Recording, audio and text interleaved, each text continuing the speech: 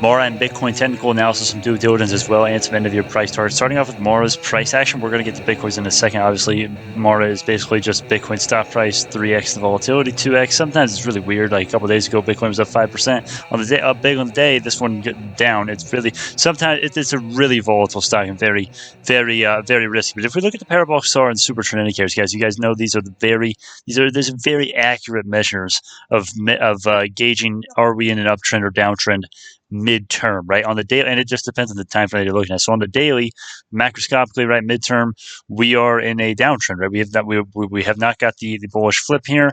Taking a look at some other indicators before we go more into the SARs, though.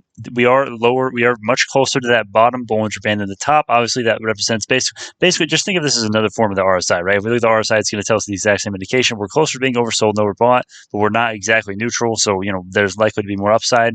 But buying into these prices personally, guys, I've said this for the last couple of weeks. Now, I wanted Bitcoin to dip. Trust me, I wanted Bitcoin to dip to 43K. That's the lowest it can realistically go. And it obviously has not so far. It's shown a lot of resiliency, kind of like I thought.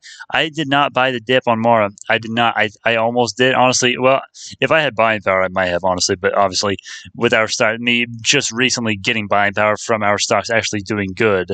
Okay, there's my total portfolio history on this account. Anyways, I want Mara to dip more, but long term, this is a fine entry point. I know the Bitcoin bulls are going to come after me for this, but I don't like playing to one side. I'm not just a BioNano bull. I'm not just a Bitcoin bull, right? I'm going to call it how it is short term. And short term, I want it to dip more. And this is if you're buying into these prices, adding right now. That is amazing. I would wait for a couple things. We've got JP, we've got the Biden tax bill, we've got the NASDAQ double top confirmation coming or breakout and blow off the top, and then super ultra bear market, or excuse me, ultra bull market. That I would wait for some things like that to happen, because if those things go badly and the bear case comes to fruition, you're going to see $30 again and below $28, 99% essentially. But looking at some other indicators, I want to look at the 4-hourly. We do have some bullish flips here. Okay, so we have the super trend that is still bearish, but we did get that parabolic SAR, otherwise known as the stop and reverse indicator, these spherical things. I'll have a video there of the cars subject if you don't understand this, but we are bearish still on the super trend, so I wouldn't be too quick to rush on the 4-hourly, nor the 4-hourly, nor the daily, right? We don't have bullish confirmation there. We don't really have any bullish confirmation, right? We had a bounce. If you want to call this a dead cat bounce, right? Bitcoin dropped from 64K all the way to 47K, and now it's bouncing up. It's hard to call Bitcoin a dead cat bounce. It's easier to call this a dead cat bounce because we have not really got any confirmation on Bitcoin. As we're going to see, it's not looking as bad. And of course, Mara does mirror and mimic Bitcoin. So those are some interesting indicators. There's really nothing crazy else. Macroscopically, I'll say that we are obviously in super bull market uptrend. Aggressive uptrend is a better word to explain it. We are far above that 200-day EMA. Many of our stocks, when they were cooling down, touched that EMA, or at least kissed it and barely hit it, and then got that validation pushed higher. On Mara's big cool down, 50% cool down almost, it is not even close to the 200-day EMA. So that just tells you how much we have went up. Yeah, it is Mara is quite the stock, my friends. Anyways, looking at Bitcoin, let's check the one and the only Bitcoin itself out. So we've got a complicated chart here a little bit. Actually, we really don't. I mean, I guess it might look a little overwhelming. So if you look at the 4-hourly here, we hit our symmetrical triangle price target absolutely perfectly. A lot of false breakdowns. You got to be careful with Bitcoin, man. Lately, there's been so many false breakdowns, but we are forming higher highs and higher lows. We have a bit of another trend line forming, roughly about right here. We have a couple perfect touch points here. Let me draw this up. Okay, something like that. Okay, we have 1, 2, 3, basically 3-ish perfect touch points on this ascending level of support. So higher highs, higher lows. That's what you like to see. But macroscopically, right? Are we getting any bullish confirmations? Well, on the 4-hourly, we have both of them, right? That's bullish. Okay, but you have been going on for a while. And remember, the longer you keep a bullish or bearish trend, the more likely it is to flip to the other one, right? in the aggregate. Don't trade based on that, please. But on the daily here, we are still in bearish territory, my friends, on the daily super trend, which is obviously extremely concerning. But at the same time, the last 2 times we had that, it was basically just a fake out completely, right? You got that sell signal, but if you could have just held it for a couple months or weeks, even, you wanted to buy, right? You wanted to load your life savings in, or you were getting 20, 50, 100%, especially down here, 100% gain at highs or even close to highs. But we do have that parabolic SAR flip. Obviously, the SAR is rarely wrong. And in this case, the technicals don't look bad for Bitcoin right now for me. Obviously, we've got the pi indicator that I do not have that pulled up right now. Maybe I'll pull that up in the future. But we do have the pi indicator, the curve. If you guys have watched other technical videos, I'm sure you probably have. We have the pi that kind of basically, if you don't understand it, I'll just go ahead and I'll just explain it to you. It's gonna not make exact sense. But basically, if you do this little math calculation thing, okay, it's complicated. Basically, you have a couple touch points. You have like 3 or 4 perfect touch points on this pi signal indicator, and it's basically it's almost flat now. It's barely moving up. So a lot of people think this could be the start of the bear market, and we're going to get to my thoughts on if we're going to be seeing an extended bear market for Bitcoin. So if this is this a buy point right now? If you are going to buy in at these prices, I would just say please know what you're doing. For me, I think it's fine. Long-term entry point, Bitcoin or Mara, it's fine. But please know what you're doing, because you're going to have to hold through some crazy carnage probably. I don't think we're in the clear for Bitcoin yet. I really want that. I really want that super trend, that bullish flip. Also, if we look at some other indicators here, before I continue ranting, we obviously are in an insanely bullish territory there on the daily exponential moving average, the 200-day. If we look at the point, there's nothing on the MACD. We're about to cross into bullish territory. We're close. That's to be expected. The middle Bollinger Band, I would not be surprised if we come up, touch that 21-day SMA, otherwise known as that middle Bollinger Band, and get rejected there, and then start proceeding to the price target, which technically is around 43. Well, it's not technically the price target, but realistically, the lowest we can go is 45 to 42, 43K. That's the lowest we can realistically go, in my opinion. It would take a miracle. It would take a bear's best dream come true, like a fairy tale, for us to break through 43, 44K, in my opinion, my friends. Also, taking a look at the RSI, we're not looking too bad. We're looking at 47, so we're still below neutral. We've got plenty of room to run based on that. But if we look at the weekly and monthly RSI, I mean, come on, guys. Okay, if it's going to load, try that again.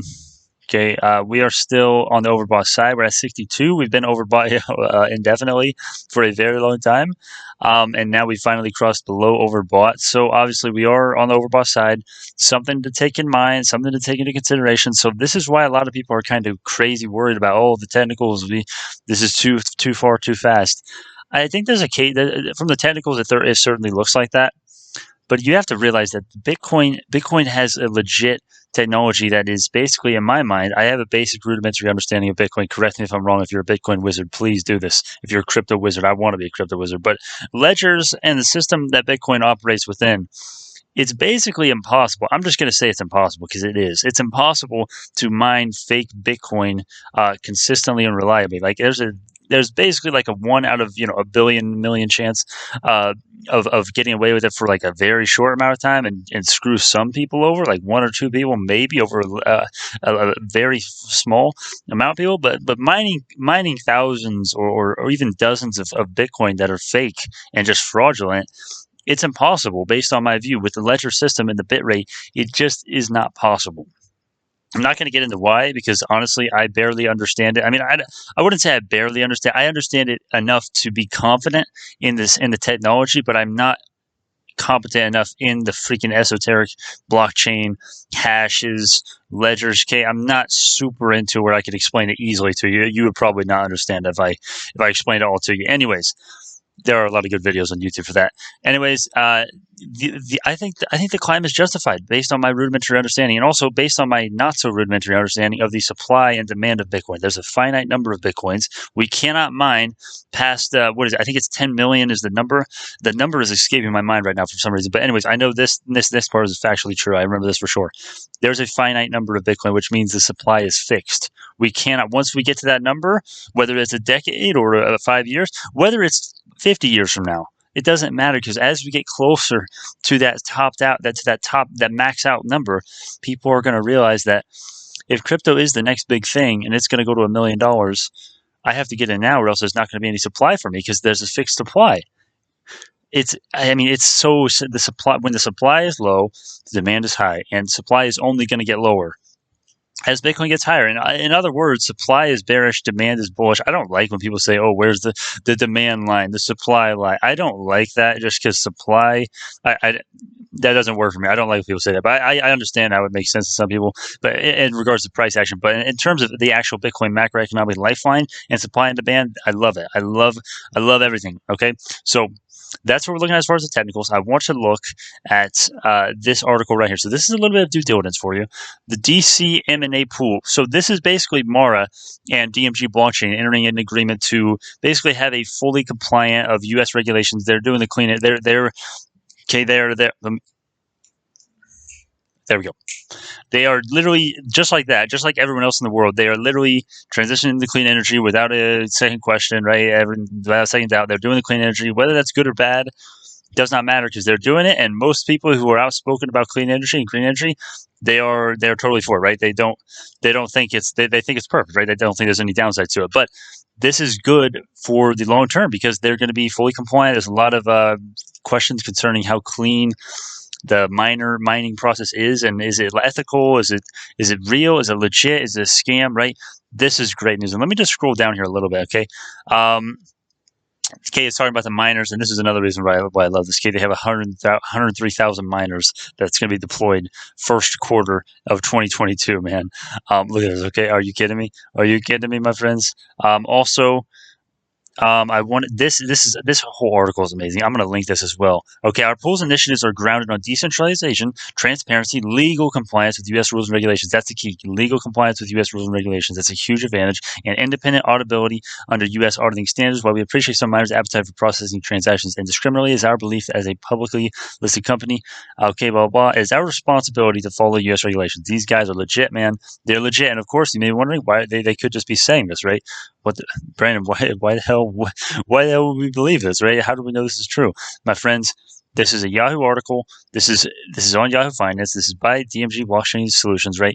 It's a recent article. It's basically as legit that you can get, okay? Now, of course, I'm not there, and I'm not seeing the construction of this place, and I can't tell you 100% sure if I have seen this stuff go down and if everything's legit and there's no compliance issues or regulation, mal behavior, right?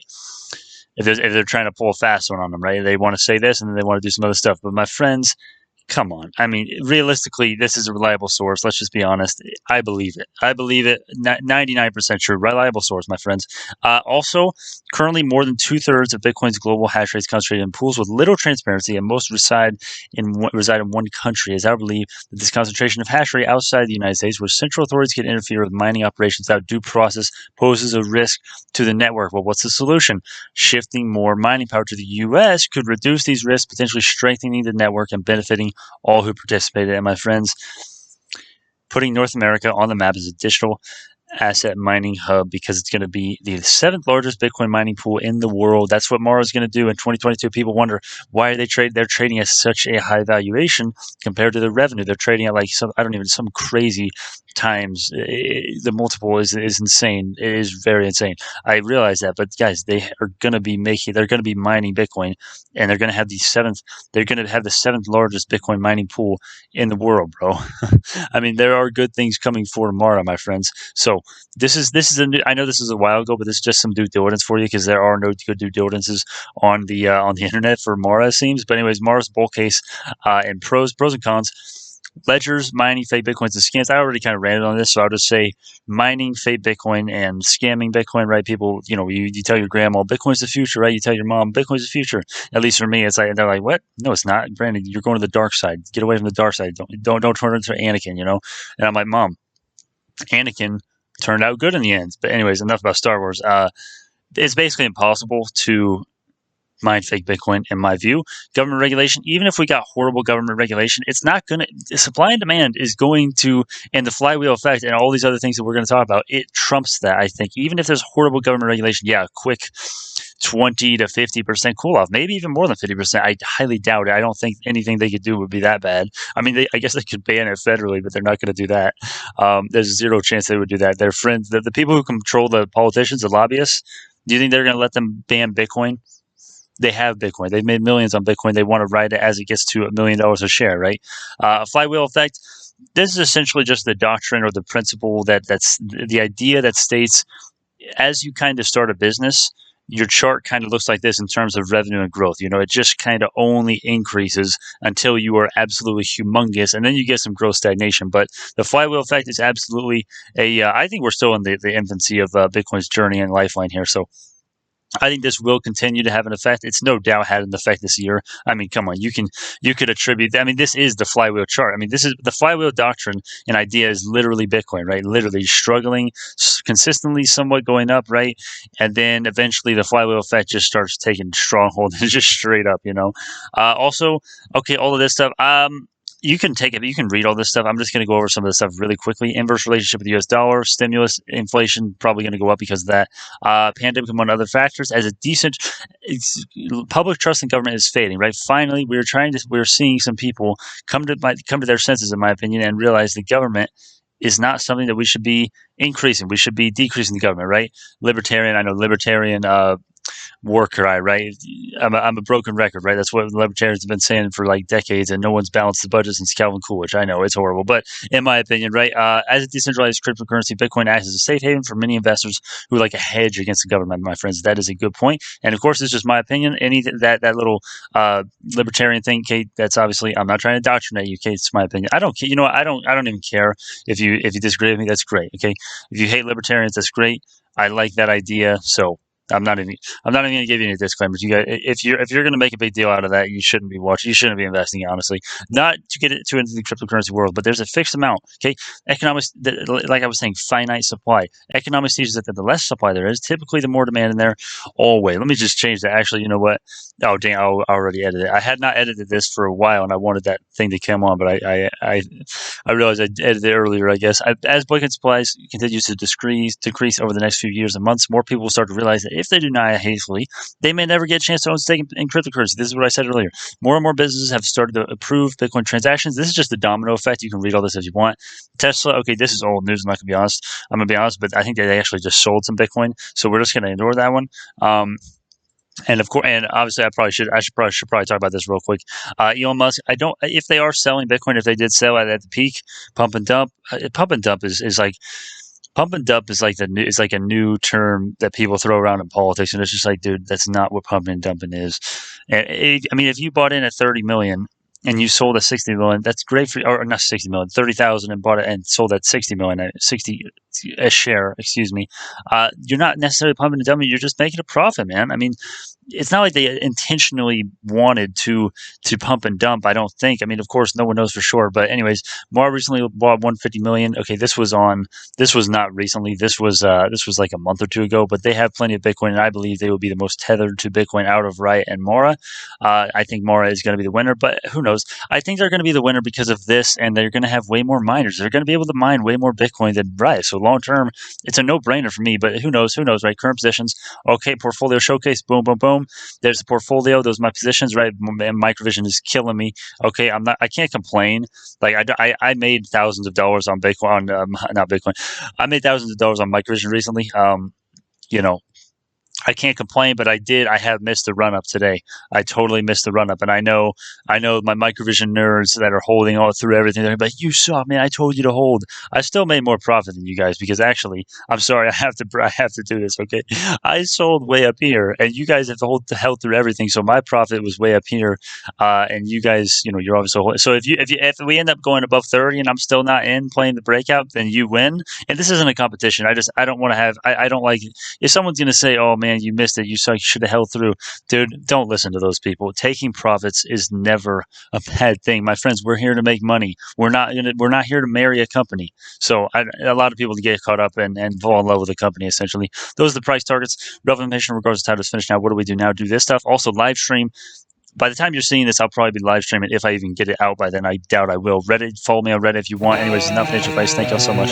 See y'all in the next one.